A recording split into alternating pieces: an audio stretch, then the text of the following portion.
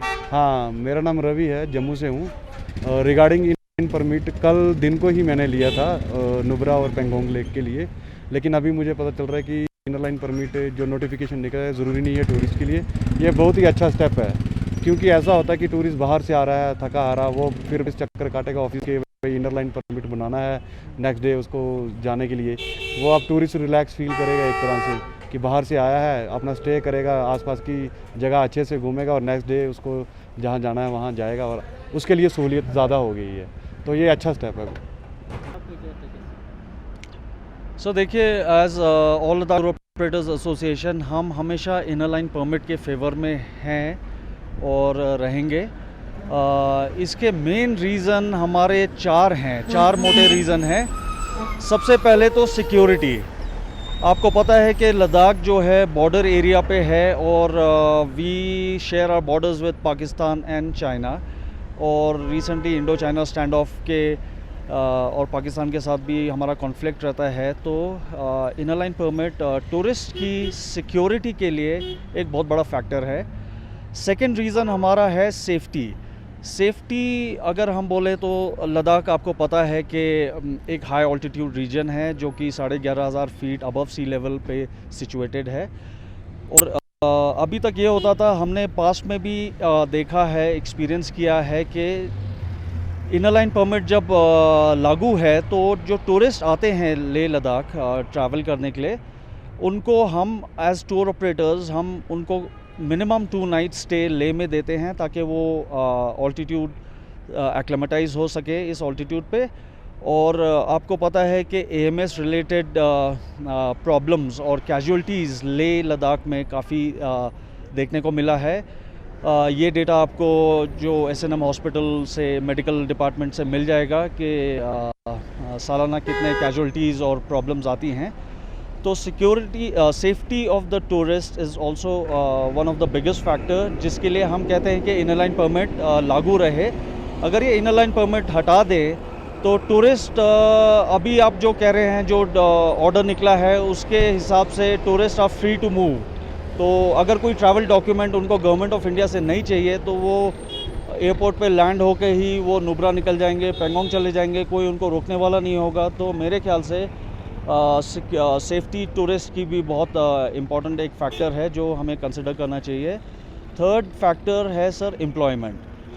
अब एम्प्लॉयमेंट में ये है कि जितने आपके टूर ऑपरेटर्स लेह लद्दाख में हैं, आई थिंक 50% ऐसे टूर ऑपरेटर्स हैं जो कि आपके परमिट्स, जो टूरिस्ट आते हैं उनसे परमिट बनवाने के लिए, उसके चलते ही परमिट तो चलो एक मेन रीज़न हो गया, उसके अलावा उनको गाड़ी की बुकिंग और होटल की बुकिंग और टूर्स भी मिलते थे। तो एम्प्लॉयमेंट भी एक बहुत बड़ा फैक्टर है। अगर ये हट जाए तो मेरे ख्याल से टूर ऑपरेटर्स की लाइवलीहुड्स पे भी इफ़ेक्ट बहुत बड़ा पड़ने वाला है, और एम्प्लॉयमेंट और एंटरप्रेन्योरशिप पे काफ़ी इफ़ेक्ट होगा टूरिज़म सेक्टर में। फोर्थ इम्पॉर्टेंट पॉइंट जो हमारा है सर रेगुलेशन का। अगर इनर लाइन परमिट या कोई डॉक्यूमेंट गवर्नमेंट ऑफ इंडिया की तरफ से रहे तो उसमें आपके टूरिज़म सेक्टर में रेगुलेशंस की अब बहुत ज़रूरत है, क्योंकि हाल ही में आपने देखा होगा कि इस साल कितने अनरेगुलेटेड मूवमेंट ऑफ टूरिस्ट आए हैं। तो और 2018 में हमने विटनेस किया था हाईएस्ट नंबर्स टूरिज़म का, जो कि ऑलमोस्ट 3,27,000 टूरिस्ट जो ले आए थे घूमने के लिए, which is almost equal to the population of Leh and Kargil. तो पूरा लद्दाख के पॉपुलेशन के जो लोकल पॉपुलेशन है उसके बराबर टूरिज़म ग्रो हुआ है अभी तक। और आने वाले सालों में अगर इसको रेगुलेट ना करें तो the numbers are going to गो।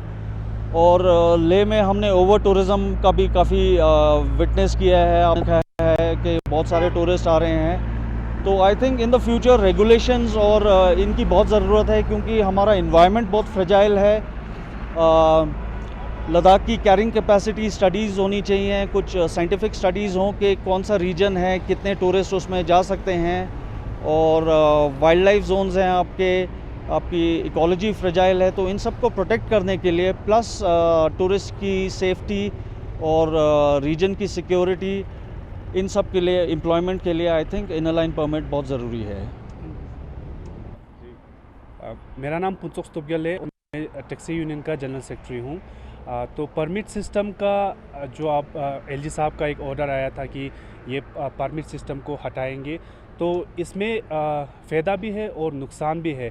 तो नुकसान क्या है कि जैसे अभी पहले पोस्ट इंडिपेंडेंस के बाद जो हमारे एक जम्मू कश्मीर में एक परमिट सिस्टम है, उसका एक फीलिंग आता है और टूरिस्ट को ये लगता है कि इससे हमें मतलब कि इंडियंस को कुछ जो हमारे जैसे हमारे लद्दाख ही इंडियन है, तो इंडियन कोई परमिट लगने से थोड़ा सा उनको एक फीलिंग्स आता है कि जैसे जम्मू कश्मीर के पहले जो रूल्स थे उसको लागू कर रहे हैं। तो अभी और जो हमारे टूरिस्ट है, तो उसके जो इनर लाइन परमिट की वजह से बहुत सारे हमारे जो अनएम्प्लॉय यूथ है उसको एम्प्लॉय जनरेट कर रहे हैं। जैसे एजेंसी वाले हैं बहुत सारे, उनसे कुछ पैसे भी कमा रहे, और अभी जो हमारे जितने भी जो इनकम है उसको लद्दाख में डेवलपमेंट के लिए खर्च कर रहे हैं। तो इसका एक ज़रूरी ये भी है कि उसका जितना भी हमारे जो इनकम है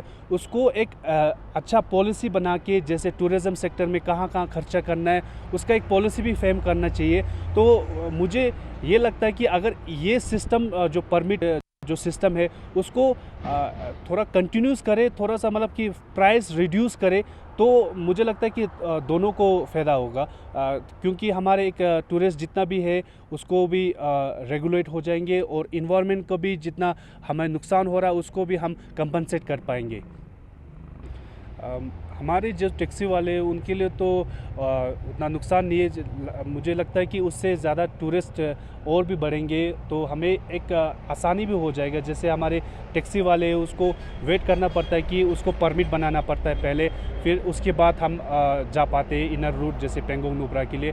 तो इससे आसानी भी होगा क्योंकि टूरिस्ट जो हमारे यहाँ पर आते हैं वो सीधा पेंगोंग नुब्रा भी जा सकते हैं।